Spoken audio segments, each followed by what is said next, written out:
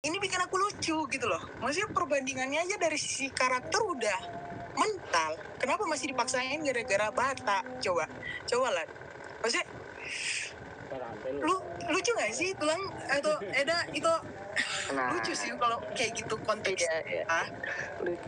Sebenarnya gini Bere, yang tadi ku bilangnya ya kan, kenapa itu memaksakan sama Paribannya Bere ya kan. Karena yang tadi ku bilang, biar tidak lepas, biar tidak lupa, biar tetap tak ingot Daliana Tolu gitu. Nah, walaupun nanti sebenarnya sama aja sih sebenarnya ya kan, walaupun nanti marga apapun nanti calon Bere, tetapnya harus Bere sendiri yang tanamkan Daliana Tolu. Karena apa? Misalnya Pariban Bere marga apa?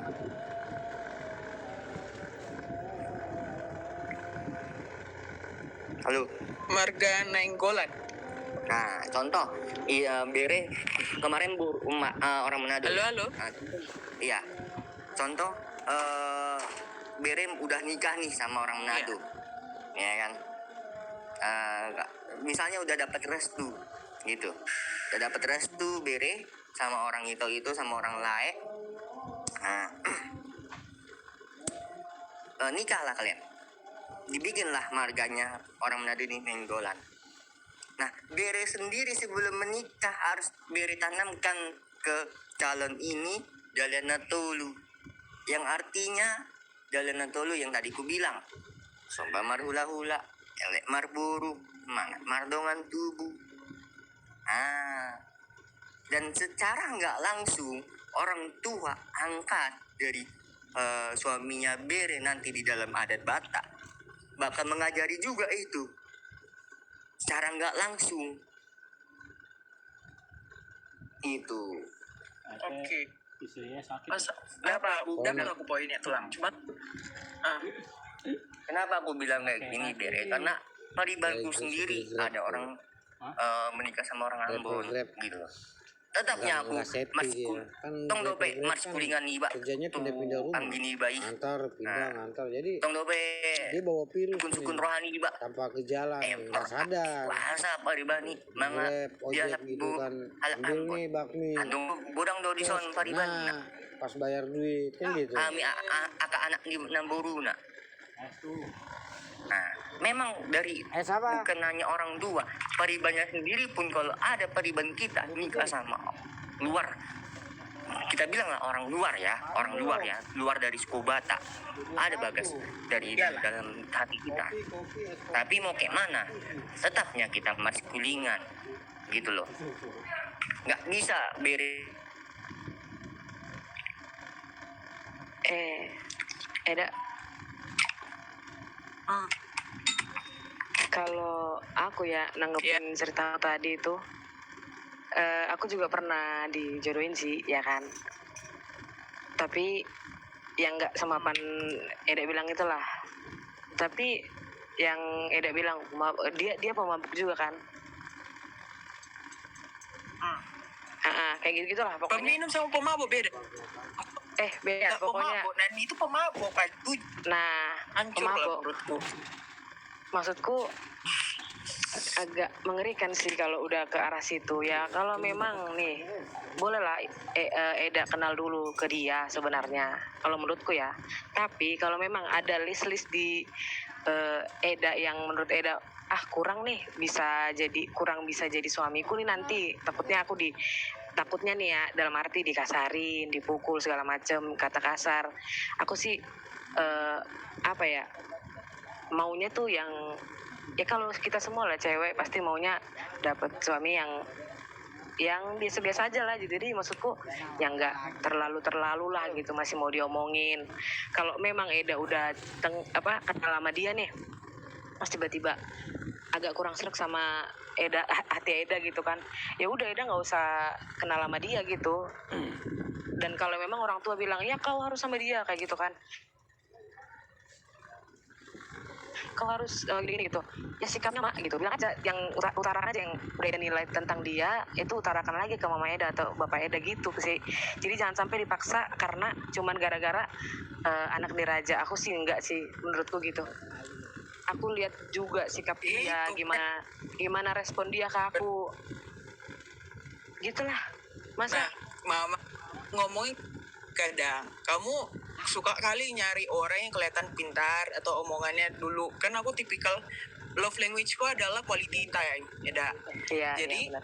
ketika aku akan lebih suka ngobrol sama orang, jadi aku akan mencintai karakternya dulu nih, baru aku akan cari kebiasaannya dia, lebih kayak gitu kan. Nah, mama sempat ngomong kayak gini, kadang orang-orang yang kelihatan bodoh bukan berarti memang bodoh, kadang mereka mungkin bingung mau ngapain, bingung mau ngomong apa, mungkin Dan nggak dia pengen ke kita kadang.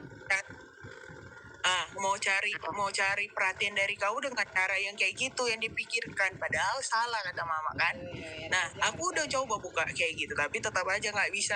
Dan bikin aku kemarin kesel gini, aku baru 2 kali pacaran, 2 kali karena saking ibaratnya tipikal quality time. Dekat sama orang akan lebih lama akan lama kayak kemarin 1 tahunan lebih baru pacaran PDKT. gitu. Iya. Kayak gitu. Nah, itu Iya. tapi gini, ketika aku pacaran memang aku pacaran bakal dalam artian berpikir ke nikah dong, kan gitu. Bukan yang Betul. untuk main-main.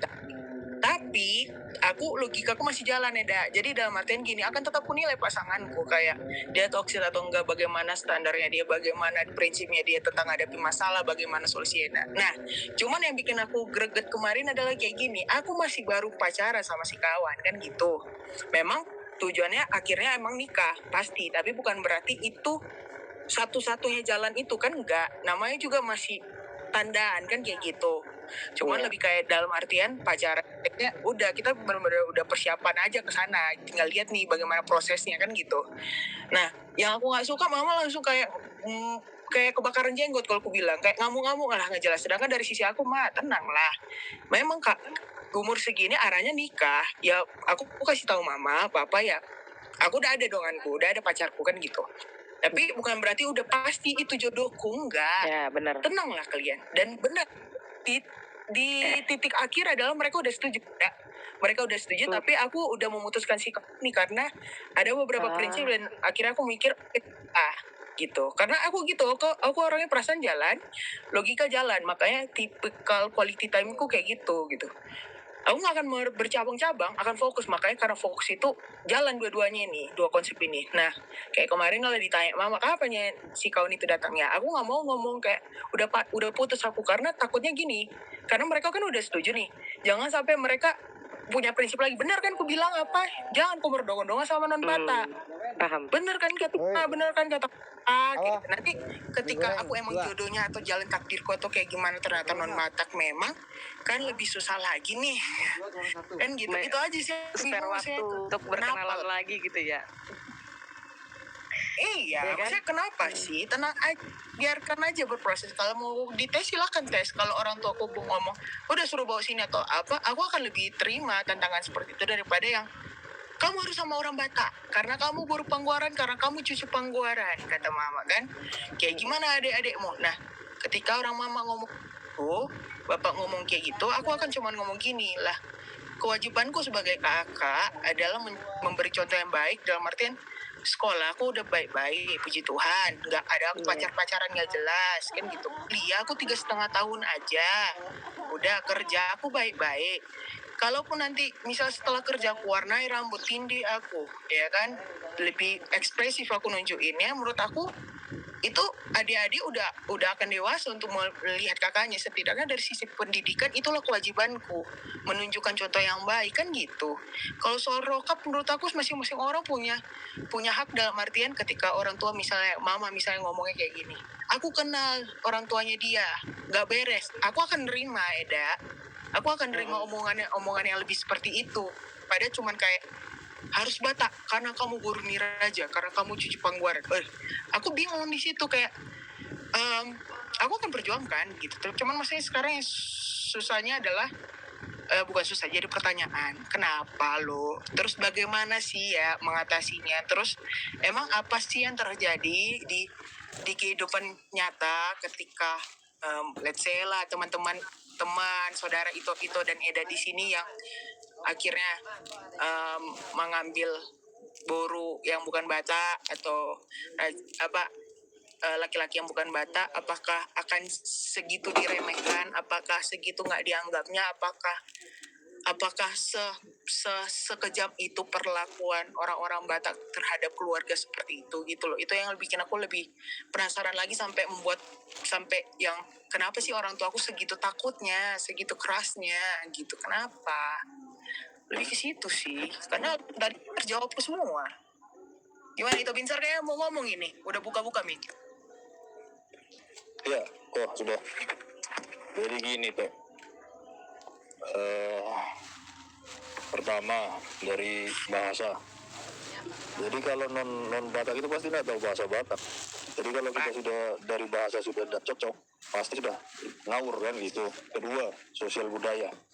Jadi kalau orang Batak itu memegang teguh daliannya tuh, di mana dia ada nilai-nilai dari setiap unsur dari dalian metode itu, di mana elek marboru, soba marhula-hula, sama manak mardongat tubuh. Jadi kalau Palakion itu pasti pertama dia bukan orang Batak yang dilahirkan dari marga Batak, artinya dia tidak ada marga.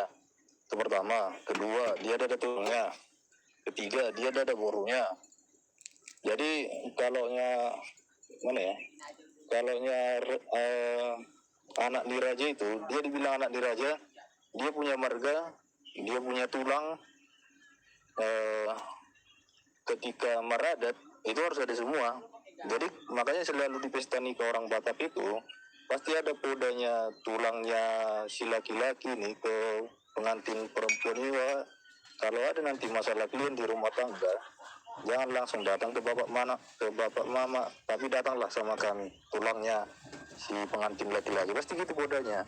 Jadi kalau yang kebanyakan yang kulihat di sini, dia kepada sosial budayanya sih. Dia tidak bakalan ngerti gaya hidup orang Batak, kayak apa cara hidup kita orang Batak, kayak apa cara duduk, maksudnya cara duduk, kayak apa ini ya, menempatkan diri dia sebagai boru, dia sebagai anak, dia tidak bakalan ngerti itu. Jadi dia tidak tahu yang mana inang baunya, dia tidak tahu yang mana udah-udahnya. Baru nanti anaknya yang susah, karena misalnya itu nih nikah, dibikinlah marganya, misalnya marga Siombing. Nah ketika ketemu sama aku bakal nanya, Siombing dari mana? Gitu kan. Nah, dibuat-buatnya itu langsung merasa gimana ya, karena dia bukan keturunan asli, jadi dia tidak punya nomor, tidak punya hukum, tidak punya ini, karena dia dibuat-buat gitu lah. Itu hukumnya orang Batak biasanya yang terjadi di masyarakat.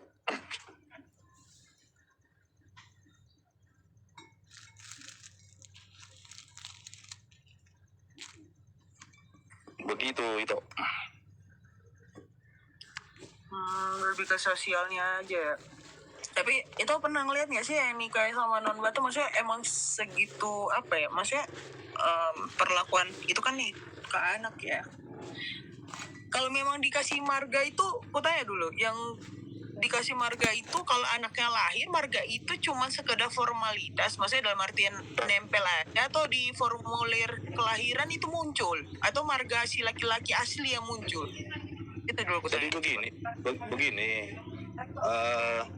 aku ada tante adiknya mama kayak gitu. Jadi udah ini dibikinlah marga Siombing kan. Nah itu cuman dibilang Siombing aja, bahwa dia enggak betulan keturunan Siombing. Jadi ketika dia ketemu sama Siombing, orang Siombing yang lain nanya dia, kamu Siombing apa, hubungmu dari mana, nomor berapa, dia enggak ada. Dia cuma penting dia di keluarga kami itu Siombing gitu aja.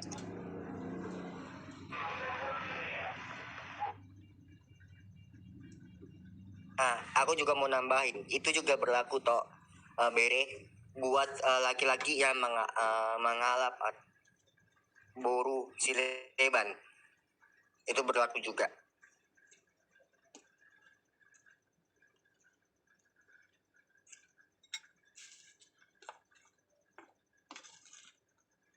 Jadi kayak jatuhnya kayak mental aja ya. Kalau perlakuan orang Bataknya berarti nggak yang separah itu kan. Maksudnya lebih kayak gini loh, ketika ditanya kau Siombing berapa, nah dia nggak tahu, itulah jatuh mentalnya. Tapi kalau dari Siombing asli memperlakukan ibarat Siombing pemberian, apakah kejam nggak gitu loh di kenyataan atau yang kalian dengar itu ada di sini gitu misalnya. Kalau aku